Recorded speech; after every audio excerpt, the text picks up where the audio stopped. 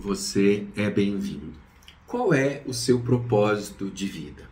É muito comum nos tempos atuais ouvirmos dizer que a geração que está na faixa dos 20 anos tem pouco interesse e comprometimento com as questões da vida adulta. Uma possível explicação para isso é que aumentou a nossa expectativa de vida e as coisas todas ficaram mais tardias. Fica-se mais na adolescência e na casa dos pais, casa-se muito mais tarde. E é com este fenômeno que a gente vai precisar conviver daqui para frente. Sobre o tema, eu converso com Éder Soares Santos. Ele é doutor em filosofia e professor da Universidade Estadual de Londrina, de onde ele fala conosco. Tudo bem, Éder? Olá, Edenilson, tudo bem? Onde a gente pode encontrar, então, o propósito de vida em nós mesmos? Bom, essa é uma pergunta bem difícil de responder, porque diz respeito a cada um, mas eu acredito que um bom meio para a gente tentar conseguir achar esse propósito, primeiro, é continuar estudando, né? Tanto estudando os estudos formais, mas como fazendo um estudo em que você possa conhecer a si mesmo melhor. E acho que também o cuidado com o outro acaba sendo um caminho de encontrar um propósito, seja ajudando, seja auxiliando, seja estando por perto, seja ouvindo o outro nas suas demandas. Eu acho que isso ajuda a gente criar caminhos para encontrar um propósito sobre o que é interessante a gente fazer na nossa vida, né? Essa impressão que a gente tem de falta de compromisso e de interesse pelas coisas, ela é factível mesmo ou é só uma impressão? Eu creio que nós temos tido essa impressão sim, né? A vida se tornou mais cara para todos. Nem sempre o jovem consegue um lugar no mercado de trabalho com uma idade tão jovem, né? E quando consegue, ele não dá conta de pagar todas as suas despesas para uma vida autônoma. E aí acaba sendo mais cômodo e econômico ficar na casa dos pais, né? Um tempo maior. E esse aparente interesse, ele é um fenômeno contemporâneo ou isso já ocorreu em alguns outros momentos da nossa história? A gente já teve períodos de crise, principalmente da virada do século XIX para o século XX. Por exemplo, nós tivemos um período de várias crises, crises nas ciências, crises nas matemáticas, crise na filosofia, crise na psicologia, de onde surge também aí a psicanálise a partir dessa crise. Isso acabou sendo acentuado por um certo sentimento de niilismo, que tomou conta principalmente da Europa. Nós vivemos um momento que há muita informação, né? Há uma amplitude de interesse em todas as áreas, há uma facilidade de encontrar essas informações, o que não é ruim, por um lado, né?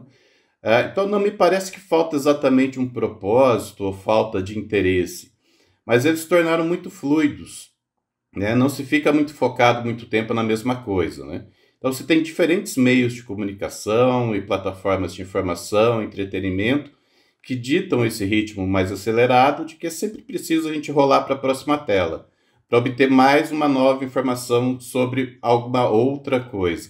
Então cria-se esse movimento em que tudo fica muito fluido. E isso dá essa sensação de que se perdeu o propósito ou o interesse, né? Como professor universitário, você observa isso na sala de aula?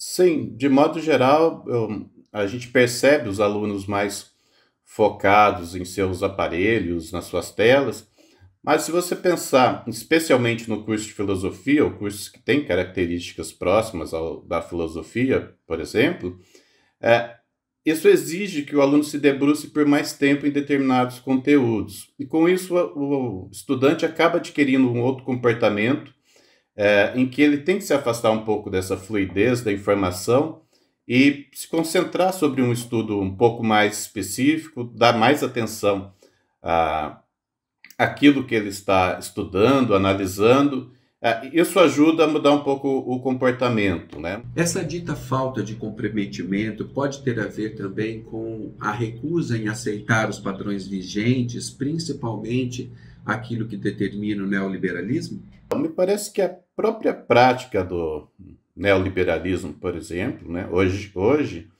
exige que não se crie um foco muito demasiado na mesma coisa, né, e que tudo se torne mais rápido, que se consuma mais sem se parar para pensar muito. Então, esse interesse superficial é próprio, chega a ser um produto desse momento que a gente vive neoliberal.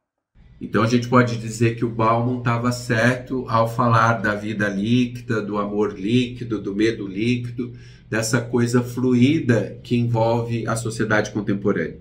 Eu acho que o Bauman acerta bastante nesse diagnóstico que ele dá da sociedade contemporânea, quando ele fala, né, dessa fluidez em que a gente está vivendo.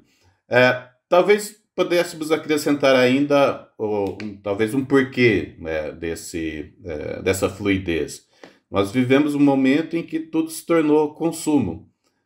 Um consumo no sentido de que nós precisamos consumir a natureza, nós precisamos consumir tudo que a gente tem de tempo, precisamos consumir o máximo de informação possível. Isso é algo que nós temos vivido já pelo menos desde a modernidade. Isso vem se tornando cada vez mais acelerado. Então, isso faz parte de um processo, de certa forma, histórico-filosófico, que nós passamos a viver quando nós mudamos a nossa relação de como ver a natureza. Antes nós tínhamos uma relação com a natureza de tentar entendê-la e tentar ver o que ela nos provê. Desde a modernidade, nós temos uma relação de expropriação e domínio dessa natureza. Nós nos tornamos senhores da natureza, do tempo e de todas as coisas. Então não é uma relação mais de equilíbrio e de balanço. Ao nos tornarmos senhores da physis, da natureza, nós queremos tirar o máximo que ela pode nos prover.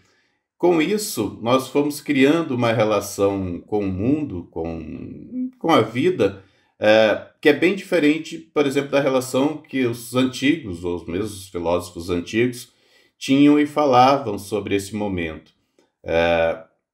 Então, nós vivemos uma fluidez, mas, de certa forma, esse é um processo que começa muito mais lá atrás, né, desde a modernidade, e que nos chega agora dessa forma, né, com uma certa expropriação do mundo e da própria natureza e da relação que nós temos com as coisas, né? Paradoxalmente, Éder, parece que temos também muitos jovens que buscam ganhar dinheiro de maneira bastante desenfreada e muito rápida. Isto é uma ambivalência ou também é uma face da mesma moeda do que nós estamos vivendo hoje? Me dá mais a impressão que essa ambivalência que nós temos, essa impressão, é mais a face da mesma moeda. Porque há um mercado voltado para aqueles que mostram uma falta de comprometimento, mas que ao mesmo tempo estão sempre, por exemplo, ligados a uma rede social. E com isso eles acabam, se não para si próprios, estão gerando lucro de alguma forma dentro desse sistema. Por outro lado, nós temos aqueles que estão diretamente interessados em empreender, ganhar dinheiro de uma forma direta. Mas os dois são peças de um mesmo tabuleiro, me parece. Nos dois casos, pode-se gerar uma vida sem propósito, quando não se atenta aos afetos, às emoções que nos unem e que nos qualificam como pessoas. Há afetos como atenção, como cuidado, como responsabilidade pessoal, comunitária, um pertencimento, um sentimento de pertencimento, de sociedade, de pessoas participativas num certo bem comum, né? A psicanálise fala da falta. Como Freud, numa suposição, veria essa situação contemporânea? A psicanálise, eu acho que ela vem bem e pode explicar bastante dos momentos contemporâneos que a gente vive. Mas, bom, se a gente for pensar em falta, talvez o Lacan fosse um psicanalista mais apropriado para falar disso, Mas se a gente for pensar isso numa linguagem freudiana, na perspectiva freudiana, a gente falaria de uma satisfação ou não satisfação de um desejo. E aí o que a gente nota é que não é exatamente uma falta de desejo hoje, mas talvez um excesso. Talvez paradoxalmente a gente pode só falar que porque há muito nós não conseguimos acessar nada, não conseguimos, como eu disse lá no início, nos fixarmos em coisa nenhuma. E aí pode aparecer uma falta, mas uma falta pelo excesso, não por algo por uma escassez, né? E é esse excesso que tem feito uma geração também de pessoas extremamente ansiosas? Me parece que sim. Nós temos que lidar com muitas coisas, há uma demanda muito grande por ter um determinado comportamento que seja vencedor, bem-sucedido, a qualquer custo na vida, de uma certa imagem, inclusive estética, que temos que manter, certos padrões que nos são vendidos como importantes. Isso vai gerando uma ansiedade, de forma que as pessoas não conseguem parar para pensar quem elas mesmas são, qual tipo de personalidade que elas têm, o que elas querem ser, mas ficam tentando dar conta de uma demanda que talvez não seja própria, né? Isso cria uma ansiedade, de certa forma, coletiva, né? Até onde vai a responsabilidade das figuras paternas neste contexto? Bom, os pais têm uma tarefa muito difícil, né? E dentre essas tarefas, o que é necessário, né, é que os pais provejam cuidado, penso eu, para o amadurecimento dos filhos. E é preciso, dentro deste papel, que também se desiludam os filhos quando for necessário, né? Dizendo não, não pode, não se deve fazer tal coisa, para que esses filhos possam lidar com as duras realidades da vida. Então, cabe, infelizmente, aos pais ter que, ao prover cuidado, também prover um pouco de desilusão, né? E como conviver com essa realidade que tem provocado tantas discussões e conflitos? Bom, em algum momento, principalmente quando os filhos passam da fase adolescente para adulta, deve ocorrer discussões e conflitos, né? É uma fase penosa para ambos os lados.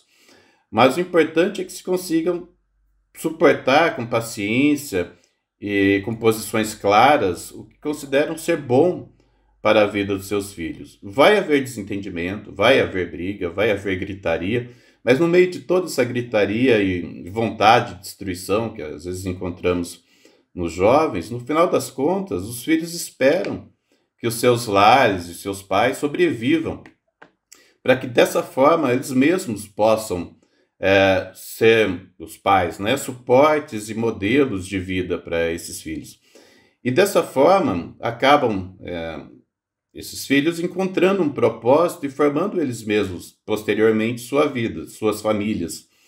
Mas é uma fase difícil, com muita tensão, e que é preciso sobreviver a isso. Mas não é sobreviver passivamente, você precisa deixar claro suas posições, né? É preciso, como eu disse, poder desiludir também, mas é preciso também sobreviver a essa vontade de destruição que aparece dessa fase, né?